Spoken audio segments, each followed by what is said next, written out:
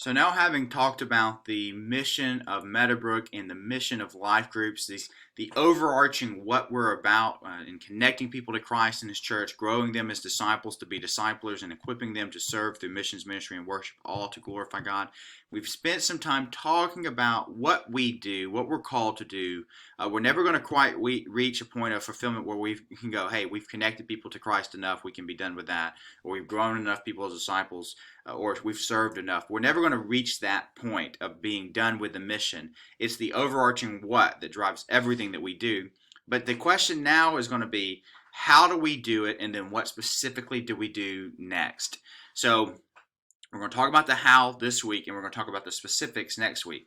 So when we're accomplishing the mission, we're looking at these things. We're going to recap these things, spend some time discussing this, not too much time, because when we spent 3 lessons on this, you could easily get derailed and spend all of your time right here. But have just some brief discussion about what we have been discussing these past few weeks about the mission, and then let's ask the question, how are we going to do this? Well, the values of our life group ministry are threefold. We want to be Christ-centered, community-driven, and kingdom-focused. And these are 3 attitudes that we need to embrace as a ministry if we're going to be effective in accomplishing our mission and the vision for this upcoming year. So this week, there's 2 really objectives. Just understand the attitudes that we must embrace to live out our mission, and just have honest and reflective discussion about your life group. Are these attitudes that your life group has embraced and have bought into? Well, what are these 3 attitudes? The first one is that we need to be Christ-centered in our ministry. This should set apart the entire church itself. That's not even a question. But specifically, this is our life group ministry too.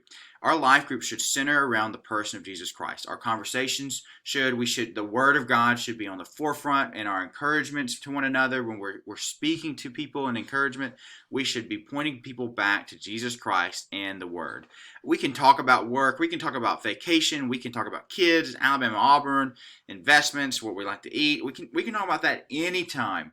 Our life groups are meant to be a time where we come together and we're Christ-centered in our ministry. We're lifting up Jesus Christ. We're lifting up Jesus Christ in our conversations. We're lifting up Jesus Christ in the counsel that we're giving to one another in those times periods. So read through that and have some discussion about what does it mean actually to be Christ-centered, and how can we better center our conversations around the work, person, and message of Jesus Christ. Secondly, we need to be community-driven in our hearts. So life groups, as a distinctiveness, is we're a Christ-centered community, but we're a community nonetheless. So we are not just any community, but we are a community. Our relationships in life groups should be deep and meaningful, engaging. We should know one another well. When one hurts, we should hurt with them. When one is rejoicing, we should be rejoicing with them. And we should know when one is hurting and when one is rejoicing. This develops over time. So newer life groups, younger life groups are going to be less good at this as they might be at other parts. But older life groups who have been engaging with one another in ministry for a long time might be even better in this aspect of being community driven. So we should be a community of care, love, and encouragement. I think this is probably where our life groups are best at already. And then lastly, we need to be kingdom focused in our priorities. So we're Christ centered and we're community driven, but we're kingdom focused. Now this is a helpful attitude to embrace that helps us from becoming so inward looking. Life groups are not meant to be just only an inward ministry. It's supposed to be inward, but it's also supposed to be outward. So being Christ centered helps the community of life group from losing its Christian distinctiveness, and being kingdom focused in its priorities helps us prevent our community from becoming a country club that just kind of drifts from time to time to time.